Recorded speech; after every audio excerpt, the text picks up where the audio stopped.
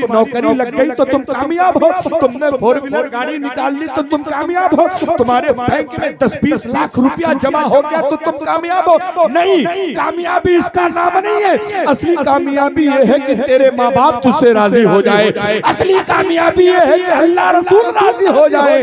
अल्लाह रसूल राजी हो जाएंगे, माँ बाप राजी हो जाएंगे तो सारी दुनिया राजी हो ना हो, बस यही। हजरत उमर का जमाना, एक बंदा अपनी माँ को बहुत मारता, माँ ने आके हजरत उमर से शिकायत कर दी, हुजूर अमीरुल मोमिनीन, ये मेरा बेटा मुझे बहुत तकलीफ देता है, बहुत मारता। हजरत उमर ने बुलाया और बुलाने के बाद कहा इसके पेट पर पानी का एक थैला बांध दो, पेट के ऊपर थोड़ा सा पानी का थैला बांध दो। साहबा ने पानी का थैला बांध दिया, उससे कहा चलो। थोड़ी दूर गया ना, मुंह के बल गिरने लगा, कहने लगा हजरत पानी थोड़ा कम कर। पानी कम कर दिया गया, घंटा 2 घंटा 3 घंटा इधर उधर घूमा और घूमने के बाद आके हजरत उमर की बारगाह में हाथ जोड़ के कह रहा हुजूर ये पानी बांधने की वजह से मेरे घुटने में दर्द है, कमर में दर्द हो गया, सर चकराने लगा, बिल्कुल मैं गिरा जा रहा हूँ, मुंह के बल गिर जाऊंगा, बहुत दर्द में हूँ, मेरा ये पानी हटा दीजिए। ओ पकड़िया चौराहे के मेरे भाइयों, ईमानदारी से सोचना हजरत उमर ने जुमला क्या कहा था। कहा था नादान, थोड़ा सा पानी मैंने तेरे पेट के बाहर बांध दिया, जिसको लेके तू एक दिन नहीं चल पाया। जरा सोच, तेरी माँ तुझे पेट के अंदर लेके 9 महीना कैसे चलती थी माँ 9 महीना। इसलिए मेरे भाइयों, माँ की तकलीफ को समझो, माँ की इज्जत को समझो। मेरे नबी की सौतेली माँ है कौन? हजरत सौतेली ने रजाई माँ, दूध पिलाने वाली माँ है हजरत हलीमा। जब वो आती थी ना, मेरे मुस्तफा खड़े हो जाते थे, अपनी चादर पकड़ के बिछा देते थे और हजरत हलीमा का हाथ पकड़ के उस चादर पे बैठाते थे। साहबा ने पूछा या रसूल अल्लाह, ये तो आपकी असली माँ नहीं है, ये तो खाली दूध वाली माँ है। तो मेरे मुस्तफा फरमाते हैं बताओ तो सही, जब दूध वाली माँ की इतनी इज्जत करनी चाहिए तो फिर असली माँ का कितना मकाम होगा, फिर असली माँ का कितना अदब करना जरूरी है। इसलिए ओ मेरे भाइयों, माओ का अदब करो। माँ की दुआ तुम्हें आसमान चीर के कबूलियत का मकाम दिला देती है। माँ की बद्दुआ तुम्हें तबाही के दहाने पे लाके खड़ी कर देती है। तुमने क्या समझ के रखा है तुम कामयाब हो गए, तुम्हारी चौराहे पे दुकान हो गई तो तुम कामयाब हो, तुम्हारी नौकरी लग गई तो तुम कामयाब हो, तुमने 4 व्हीलर गाड़ी निकाल ली तो तुम कामयाब हो, तुम्हारे बैंक में 10-20 लाख रुपया जमा हो गया तो तुम कामयाब हो। नहीं, कामयाबी इसका नाम नहीं है। असली कामयाबी ये है कि तेरे माँ बाप तुझसे राजी हो जाए। असली कामयाबी ये है कि अल्लाह रसूल राजी हो जाए। अल्लाह रसूल राजी हो जाएंगे, माँ बाप राजी हो जाएंगे तो सारी दुनिया राजी हो ना हो, बस यही काफी हो जाएगा, यही काफी हो जाएगा। आओ जरा एक छोटी सी बात बता के गुफ्तगू खत्म करते हैं। हजरत आमना है, हमारे तुम्हारे नबी की उम्र कितनी है? 6 साल की। माँ से प्यार कैसे किया जाता? आओ जरा। मेरे नबी माँ के पेट में 6 महीने के माँ के पेट में हुए तो वालिद का इंतकाल हो गया। हजरत अब्दुल्ला दुनिया से चले गए और मेरे नबी 6 साल के हुए तो हजरत आमना चली गई। मेरे नबी 8 साल के हुए तो आपके दादा चले गए। तवज्जो करना, कितना दर्दनाक मंजर था। मेरे नबी की उम्र 6 साल। आज हमारा बच्चा बड़ा हो जाता है ना, बंबई, कलकत्ता, दिल्ली, सऊदी, दुबई जब कमाने के लिए जाता है, वहां से बीवी को रोज वीडियो कॉल करता है, लेकिन इतनी तौफीक नहीं होती लाओ जरा माँ को कॉल करके उसकी खैरियत पूछ ले। बंबई से कमा के आता है तो बीवी से बच्चों से पूछता है क्या लाना है तुम्हारे लिए, लेकिन बूढ़े बाप से इतना भी नहीं पूछता अब्बा आपके लिए क्या लाना है। माँ से इतना भी नहीं पूछता अम्मा तुम्हारे लिए क्या लाना है। एक बेटी, एक बहन उसकी दूसरे घर में गुर्बत की जिंदगी बिता रही है, लेकिन आने के बाद कभी उसके घर पे हाजिरी देने नहीं जाता। ये समझता है कि हम तो मालदार हैं, हमें जाने की जरूरत क्या है, हम तो बड़े अमीर हैं, हमें जाने की जरूरत क्या है। ओ मेरे भाइयों, बहनों के यहाँ जाया करो। तुम्हारी रगों में जो खून है वही तुम्हारी बहन की रगों में खून है। आज जिस प्रॉपर्टी पे तुम नाच कर रहे हो, इस प्रॉपर्टी में बहन की हिस्सेदारी है, इस प्रॉपर्टी में बहन का हिस्सा है, लेकिन वो नहीं लेती है तो ये उसकी मेहरबानी है। वो बहन अपना हिस्सा नहीं मांगती है तो ये उसकी अपनी मेहरबानी है। आओ जरा तवज्जो करना। मेरे मुस्तफा मदीना शरीफ सफर करके गए अपनी माँ के साथ। कब गए? जब मदीने का पुराना नाम यसरब था। यसरब बीमारियों की जगह थी, मुसीबतों की जगह थी, परेशानियों की जगह थी। कोई भी जब वहां जाता तो बीमार पड़ जाता था। मेरे नबी अपनी माँ के साथ सफर करके मदीना गए थे। पुराना नाम यसरब है, यसरब गए थे। वापस आ रहे हैं, हजरत आमिना की तबीयत खराब हो गई। 3 लोगों का काफिला है। एक मेरे मुस्तफा है जिनकी उम्र 6 साल है, एक नबी की माँ हजरत आमिना है, तीसरे एक नौकरानी है जिसको उम्मे ऐमन कहा जाता है। ये 3 लोगों का काफिला है। रास्ते में मकामे अबवा है। मकामे अबवा पे हजरत आमिना की तबीयत खराब हो गई, और तबीयत इतनी खराब हो गई है, सर में इतना जोरदार दर्द है कि बिल्कुल चला नहीं जा रहा है। बुखार इतना तेज है हजरत आमिना को कि बिल्कुल पूरा बदन लर्जा पर अंदाम हो रहा है, पूरा बदन बुखार से तप रहा है। हजरत आमिना नौकरानी उम्मे ऐमन से फरमाती, ओ उम्मे ऐमन, सवारी को रोक दो, सफर को रोक दो, अब आगे चलने की हिम्मत नहीं है, अब आगे जाने का हौसला नहीं है। हजरत उम्मे ऐमन ने सवारी रोकी है। हजरत आमिना नीचे उतरी है, बिस्तर लगाया गया। हजरत आमिना बिस्तर पे लेट गई है। हजरत उम्मे ऐमन खिदमत में लग गई है। कभी पट्टी उतार रही है पानी वाली ताकि बुखार कम हो जाए, कभी हाथ पैर मल रही है ताकि बुखार कम हो जाए, कभी सर की मालिश कर रही है ताकि सर का दर्द कम हो जाए। लेकिन बुखार है कि बढ़ता जा रहा है, सर का दर्द है कि बढ़ता जा रहा है। हजरत आमिना ने अपने बेटे को बुलाया है, हमारे तुम्हारे नबी को बुलाया है, प्यारे आका सल्लल्लाहु तआला अलैहि वसल्लम को पास में बैठाया है। बैठाने के बाद हजरत आमिना ने मोहब्बत से मेरे मुस्तफा के सर पे हाथ रखा है और कहा, बेटा मोहम्मद, मेरा दुनिया से जाने का वक्त करीब है, मेरा दुनिया से जाने का टाइम आ गया है, तुम्हें दुनिया से जाने का वक्त मेरा करीब है। बेटा मोहम्मद, याद रखो, अपनी इस नौकरानी के साथ मक्का चले जाना, अपनी इस नौकरानी के साथ दादा के पास चले जाना। तुम्हारा अब दुनिया में तो कोई नहीं रहेगा, लेकिन तुम्हारे दादा तुमसे बड़ी मोहब्बत करते हैं, उनके पास चले जाना, उनके पास जाना। मेरे मुस्तफा ने जैसे इतना सुना है ना, माँ के सीने से लिपट के रोने लगे। कहते हैं, अम्मी जान बताओ तो सही, आप छोड़ के चली जाओगी तो मुझे कपड़े कौन पहनाएगा, आप चली जाओगी तो खाना कौन खिलाएगा, आप चली जाओगी मेरे दर्द का मरहम कौन लगाएगा, आप चली जाओगी तो दुनिया में मुझे सहारा कौन देगा। अम्मी जान, अब्बू का चेहरा भी मैंने नहीं देखा है, वालिद साहब मेरे दुनिया में आने से पहले चले गए, आपकी मोहब्बत थोड़ी सी मिलती थी, आपका प्यार मिलता था तो दुनिया अच्छी लगती थी। अम्मा आप भी चली जाओगी तो मुझे सहारा कौन देगा। हजरत आमिना ने बेटे को सीने से लगाया है और फरमाती, बेटा मोहम्मद, मैं दुनिया में मुझे कोई जाने ना जाने, लेकिन मेरा बेटा मोहम्मद दुनिया में इतना नाम पैदा करेगा कि उसकी वजह से उसकी माँ को भी दुनिया जान जाएगी, उसकी माँ को भी दुनिया पहचान। नारे तकबीर, नारे रिसालत, मसलके आला हजरत, फैज़ाने आला हजरत, खानदाने मुस्तफा। नारे तकबीर, नारे रिसालत। तवज्जो करना, मेरे नबी अपनी माँ की गोद के पास बैठे रो रहे हैं। माँ अपने बेटे का चेहरा देख देख के माँ की आंखों में आंसू है।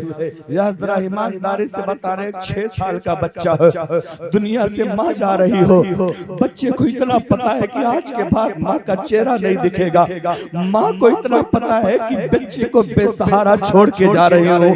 जरा तकलीफ का तो अंदाजा लगाओ, लेकिन एक बात याद रखना, जितना बड़ा ओहदा ओहदा दिया जाता है उतना बड़ा टेस्ट लिया जाता है, जितना बड़ा मर्तबा मिलता है उतना बड़ा इम्तिहान देना पड़ता है। मेरे नबी को इमामुल अंबिया नबियों का सरदार बनाया गया है, तो शुरू बचपने ही से इम्तिहान शुरू हो गया है, बचपने ही से नबी की आजमाइश का दौर शुरू हो गया है। नबी दुनिया में आए भी नहीं कि बाप का साया उठा लिया गया। मुस्तफा 6 साल के हैं कि माँ दुनिया से जाने को तैयार है, नबी 8 साल के हुए कि दादा ने साथ छोड़ दिया है। पता यह चला कि मर्तबा मिलने मर्तबा मुस्तफा को मिला है तो इम्तिहान भी नबी दे रहे हैं। और जरा तवज्जो करना, हजरत आमिना रो रही है, आखिरकार मुस्तफा को मुस्तफा सराहने बैठे हैं, माँ के चेहरे पे मुस्तफा की नजर है।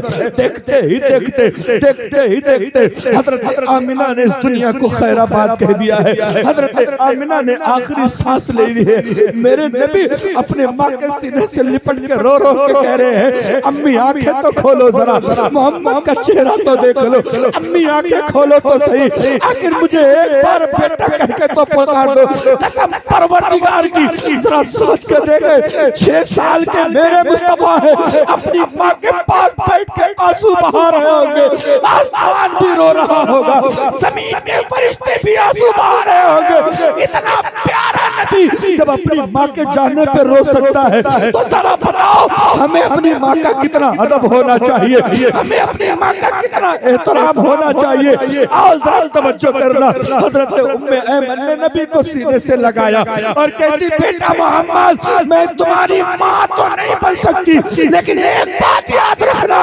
जब तक मैं दुनिया में रहूंगी तब तक तुम्हारा सहारा बन के रहूंगी, जब तक मैं दुनिया में रहूंगी तब तक तुम्हारी खिदमत गुजार बन के रहूंगी। आओ जरा तवज्जो करना, ओ मेरे पकड़िया के मेरे भाइयों, आज किस मुंह से तुम अपनी माँ को सताते हो, किस मुंह से तुम अपनी माँ को तकलीफ देते हो? आखिर क्या तुम्हें माँ का दर्द याद नहीं रह जाता? क्या तुम्हें माँ की कुर्बानियां याद नहीं रह जाती? आज तुमने थोड़ी सी तरक्की कर ली है, तुम्हें क्या लगता है तेरी माँ के बाल जो सफेद हुए हैं वो धूप में नहीं, तेरी तरक्की के लिए सफेद हुए हैं। तेरे माँ के चेहरे पे जो वक्त से पहले बुढ़ापा आ गया है वो बुढ़ापा अपनी वजह से नहीं है, तेरी फिक्र करते करते, तेरे बारे में सोचते सोचते ये बुढ़ापा आया है। आज तू किस लायक हो गया है कि आज तू अपनी माँ को तकलीफ पहुंचा रहा है, आज तू अपनी माँ को दर्द दे रहा है। आओ जरा तवज्जो करना, हजरत उम्मे ऐमन ने कहा, बेटा मोहम्मद आओ चलो चलते हैं, आमिना की कब्र तैयार करते हैं। जरा सोच के देखो, 6 साल का छोटा सा बच्चा अपने नन्हे हाथों से, वहाँ फावड़ा नहीं था, वहाँ कुदाल नहीं थी, वहाँ जमीन खोदने का कोई आला नहीं था, मेरे मुस्तफा अपने छोटे छोटे हाथों में नोकीले पत्थर उठा के कब्र की खुदाई कर रहे हैं। एक तरफ मेरे मुस्तफा अपनी माँ की कब्र को खोदते जा रहे हैं, दूसरे तरफ हमारे तुम्हारे पैगंबर की दोनों आंखें बरसती जा रही है, रोते जा रहे हैं, यादें माँ की यादें तड़पाती जा रही है। कब्र तैयार हो गई है। हजरत उम्मे ऐमन ने, जिसका हजरत उम्मे ऐमन ने अपने हाथों से सहारा दिया है, हमारे तुम्हारे पैगंबर ने अपने छोटे छोटे हाथों से अपनी अम्मी जान को कब्र में लिटाया है। जरा सोच के तो देखो, वहाँ सहारा देने वाले भी लोग नहीं थे, वहाँ तसल्ली देने वाले भी लोग नहीं थे, वहाँ हमें कुछ समझाने वाले लोग भी नहीं थे। एक मेरे मुस्तफा है, दूसरी नौकरानी है। अपने नन्हे हाथों से दफन करने के बाद मिट्टी चढ़ा दी गई है और मिट्टी से लिपट के हमारा तुम्हारा पैगंबर रो रहा है, मिट्टी से लिपट के हमारे तुम्हारे नबी अपनी माँ की याद में आंसू बहा रहे हैं। हजरत उम्मे ऐमन ने उठाया, सीने से लगाया और कहती, बेटा चलो जरा चलो, बहुत वक्त हो रहा है, हमें मक्का पहुंचना है। उठा के मुस्तफा को सवारी पे बैठाया, सवारी पे बैठ के हजरत उम्मे ऐमन आगे चली है। आगे गई है तो मेरे मुस्तफा मुड़ मुड़ के माँ की कब्र को देख रहे हैं, मुड़ मुड़ के माँ की कब्र की ज़ियारत करके रो रहे हैं। आगे गए हैं तो हजरत उम्मे ऐमन ने सवारी रोकी है कि जरा हाजत पूरी कर ले, जरा कुछ जरूरियात जिंदगी पूरी कर ले। उतर के कहीं जंगल में हाजत पूरी करने गए हैं, मेरे मुस्तफा उतरे हैं, माँ की कब्र की तरफ दौड़ लगाई है और जाके माँ की कब्र को चिपक के रो के कह रहा है, अम्मी तुम्हारा मोहम्मद तुमसे दूर हो रहा है, अम्मी तुम्हारी कब्र तुमसे दूर, तुम्हारी कब्र हमसे दूर हो रही है। अम्मी बोलती क्यों नहीं हो, अम्मी अपने लाल को खिलाती क्यों नहीं हो, अम्मी अपने बेटे की तरफ तरफ तरफ देखते क्यों नहीं हो? लेकिन ये निजाम कुदरत है, ये निजाम दुनिया है। आखिर रब की मर्जी यही थी। हजरत आमिना की कब्र से चिपक के हमारे तुम्हारे नबी रो रहे हैं, रो रहे हैं, रो रहे हैं। हजरत उम्मे ऐमन जब हाजत पूरी करके वापस आई तो क्या देखती है कि मोहम्मद नहीं मौजूद है, आका नहीं है। देखा तो अपनी माँ की कब्र से लिपट के रो रहे हैं। जाके उठाया है, लेके सीने से लगाया है, तसल्ली देके लेके मक्का आ गई है। ओ पकड़िया चौराहे के लोगों, ईमानदारी से बताना, जब हमारा तुम्हारा नबी अपनी माँ से इतना प्यार कर सकता है तो बोलो हमें माँ से प्यार करना चाहिए कि नहीं चाहिए? हमें माँ की इज्जत करना चाहिए कि नहीं करना? वाह वाह वाह, नारे तकबीर, नारे रिसालत, मसलके आला हजरत, फैज़ाने आला हजरत, अज़मते वालिदैन, नारे तकबीर, नारे रिसालत, जिंदाबाद। इसलिए मेरे भाइयों, माँ से प्यार करते रहना। सच बताऊं, दुनिया में तुम बीमार पड़ जाओ, कमाई खत्म हो जाए, बीवी लात मार के चली जाएगी, भाई तुमसे बंटवारा करके अलग हो जाएगा, बहन तुम्हारे करीब नहीं आएगी, तुम्हारे बदन में कीड़े पड़ जाएं, तुम्हारा बदन सड़ सड़ के गिरने लगे, पूरी दुनिया तुम्हारा साथ छोड़ देगी, लेकिन माँ तुम्हारा साथ कभी नहीं छोड़ेगी। लेकिन तुम इतने बेगैरत हो कि उसी दुनिया के लालच में तुमने माँ को छोड़ दिया। ये तुम्हारी दोस्ती कब तक? जब तक तुम्हारी जेब में दम है तब तक दोस्त तुम्हारे हैं, जब तक तुम्हारे पास पैसा है तब तक पड़ोसी तुम्हारे हैं, जब तक तुम भाई को तवज्जो से देख रहे हो तब तक भाई तुम्हारा है। लेकिन जिस दिन तुम्हारी जेब से पैसे खत्म हो जाएंगे ना, उस दिन तुम्हारा फोन उठाना बंद हो जाएगा, उस दिन कर्ज मांगने वाले तेरे सर पे सवार होकर अपना कर्जा मांगेंगे। लेकिन जरा माँ की बारगाह में आके तो देख, लाख तुमने माँ को सताया हो, लाख तकलीफें तूने माँ को दी हो, लेकिन एक बार जरा माँ से माफी मांग के देख ले, एक बार जरा माँ के सामने अपने आंसू के 2 कतरे गिरा के देख ले। अपने आंचल से तेरा आंसू पोंछेगी और तुझे सीने से लगा के कहेगी, बेटा कोई बात नहीं, तूने जो भी गलती की है मैंने उसे दिल से माफ फरमा दिया। याद रखो मेरे भाई, माँ की दुआ भी कबूल होती है, माँ की बद्दुआ भी कबूल होती है। और मैं अपनी माँ बहनों से गुजारिश करूंगा, बार बार बच्चों को बद्दुआ न दिया करो। ना जाने कब कबूलियत का टाइम हो, तुम्हारी बद्दुआ कबूल हो जाए, ना जाने कब तुम्हारी जबान से निकली हुई बद्दुआ अल्लाह कबूल कर ले तो तुम्हारे बच्चे की जिंदगी बर्बाद हो जाएगी। आओ जरा, मुस्तफा का जमाना है, एक बेटा अपनी माँ को बहुत तकलीफ देता था, माँ की जबान से बद्दुआ निकल गई, अल्लाह करे तुझे मरते वक्त कलमा नसीब ना। माँ की जबान से बद्दुआ निकली, कबूल हो गई, माँ अलग रहने लगी, जंगलों में लकड़ियां तोड़कर वो करती थी, गुजर बसर कर रही थी। वो बेटा बीमार पड़ गया, मरने के करीब हो गया, लेकिन दम नहीं निकल रहा है, रूह नहीं निकल रही है, बहुत परेशान है लोग। बातें करो तो बातें अच्छी करता है, लेकिन जब लोग कहते कलमा पढ़ लो तो कलमा जबान से अदा ही नहीं होता है। कई दिन इसी हालत में गुजर गए। किसी ने जाके सरकार से बताया, या रसूल अल्लाह, मदीने में एक बंदा है जो नज़ा का वक्त चल रहा है, लेकिन उसकी रूह नहीं निकल रही, उसका दम नहीं निकल रहा है। नबी फरमाते चलो चल के देखे कौन है। पहुंच गए, उसके सराहने खड़े होकर नबी ने उससे बात शुरू करी ना, तो बातें बड़ी अच्छी कर रहा है। नबी ने पूछा तो बातें तो अच्छी कर रहा है, कलमा क्यों नहीं पढ़ पा रहा है? वो कहता है, या रसूल अल्लाह, बहुत कोशिश करता हूँ कि कलमा पढ़ लूं, लेकिन जबान पे कलमा आता ही नहीं है।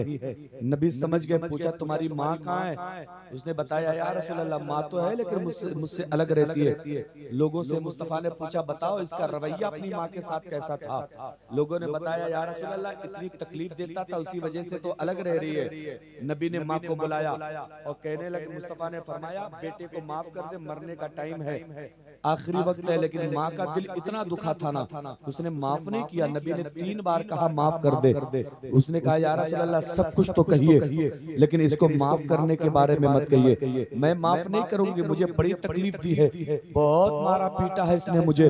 अब नबी फरमाते हैं सहाबियों लकड़ियां इकट्ठा करो, लकड़ियां जमा कर दी गई। नबी फरमाते हैं इसमें आग लगा दो, लकड़ियों में आग लगा दी गई। नबी फरमाते ये जो मर रहा है बंदा, इसको उठाओ, जिंदा इसी आग में डाल दो, जिंदा इसी दहकती आग में डाल दो। जैसी लोगों ने उसको पकड़ना चाहा कि लाओ इसको उठा के आग में डाल दे, मां तड़प गई, कहती है या रसूल अल्लाह ये लकड़ियां आपने मेरे बच्चे के लिए मंगवाई थी? कहा हाँ उसी के लिए मंगवाई थी। इस आग में आप मेरे बेटे को जलाएंगे?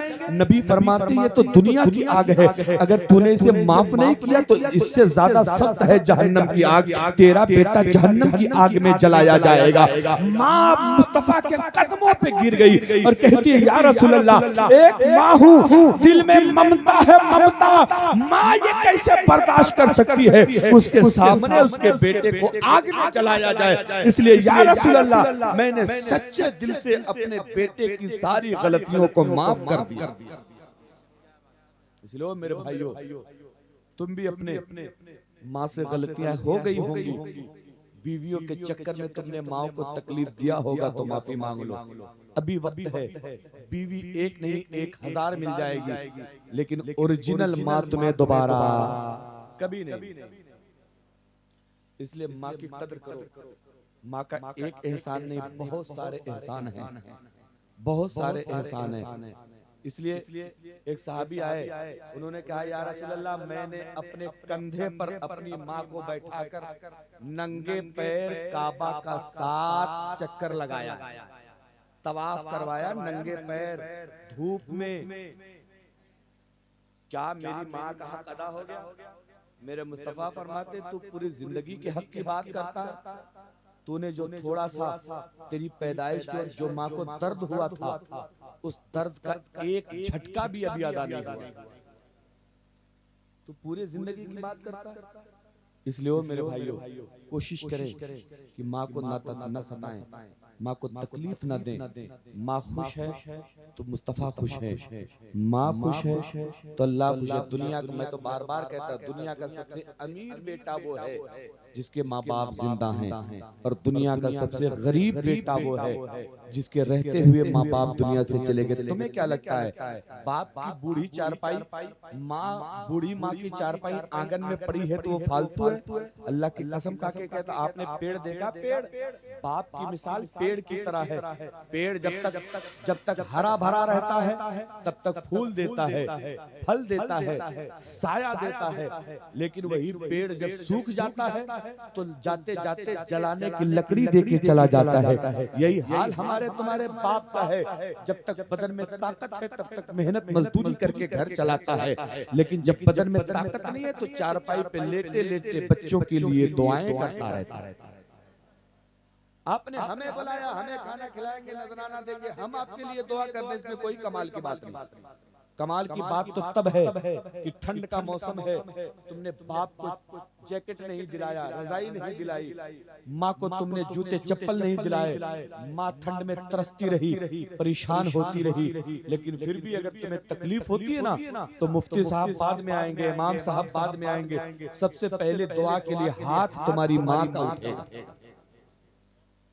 सबसे पहले तुम्हारी माँ का हाथ उठेगा। लेकिन मामला ये है जब से बड़की अम्मा घर में आ गई तब से ओरिजिनल अम्मा का काम है खत्म। अब वो चुड़ैल आते ही सबसे पहले बीच में पार्टीशन डलवा देती। याद रखना,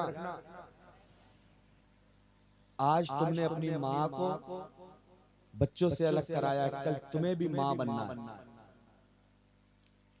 कमा तुदीनो तुदान, जैसा करोगे वैसा भरोगे।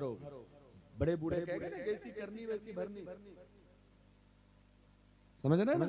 इसलिए माँ की इज्जत करें, माँ नाराज उसको मना ले, माँ परेशान हो, ये ठंड का मौसम आया ना, अपनी बीवी के लिए स्वेटर बाद में लाना।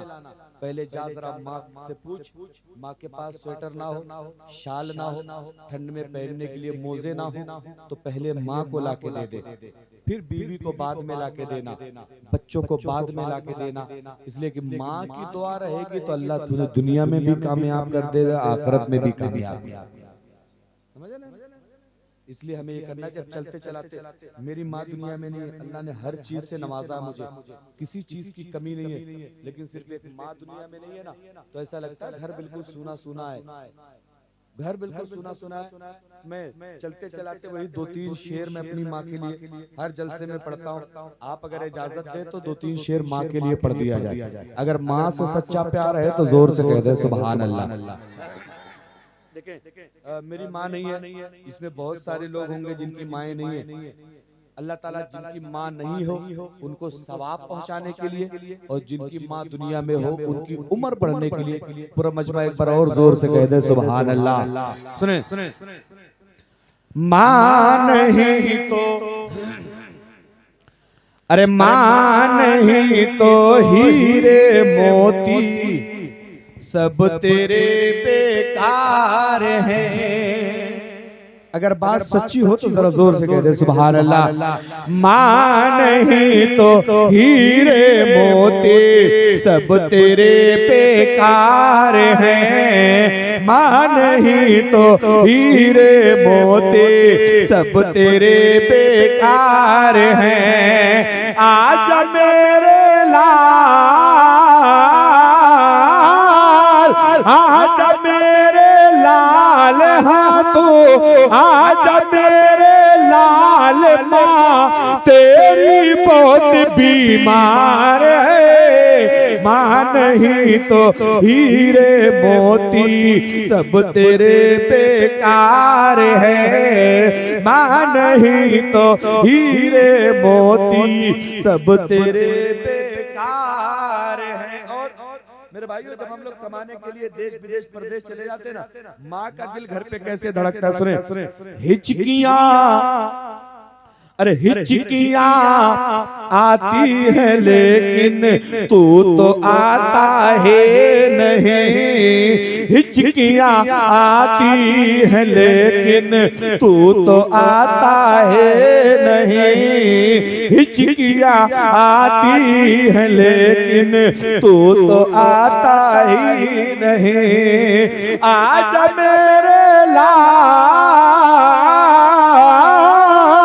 आज मेरे लाल अब तू, आज मेरे लाल अब तू हसरत दीदार है। माँ नहीं तो हीरे मोती सब तेरे बेकार हैं। आज मेरे लाल माँ तेरी बहुत बीमार है। और आखिरी शेर, माँ जब मौत के बिस्तर पे होती है, माँ के मरने का टाइम करीब आता है ना, तो दुनिया ना जाने क्या क्या तमन्ना करती है, लेकिन माँ की आखिरी तमन्ना होती है मरने से पहले मैं अपने बच्चों को देख लूं, मरने से पहले मैं अपने बेटों को बेटियों को देख लूं।